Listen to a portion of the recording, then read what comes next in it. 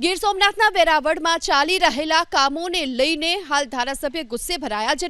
જેનું કારણ છે કે આ બ્રિજની કામગીરી ગોકળ ગતિએ ચાલી રહી છે। વિમલ ચુડાસમાએ જીયુડીસીના એન્જિનિયરોનું ઉધડું લીધો અને 1.5 વર્ષની સમયમર્યાદામાં કામ 3.5 વર્ષ વીત્યા છતાં પૂરા ન થતાં તેમણે હાજર અધિકારીને જાહેરમાં જ ખખડાવી નાખ્યો। જીયુડીસીના એન્જિનિયર નયન પરમાર દલીલ કરતા ધારાસભ્ય વિમલ ચુડાસમાએ અકળાયા અને ખોટી દલીલો ન કરવાનું કહી ઝડપી કામ પૂર્ણ કરવા માટેની સૂચના આપી।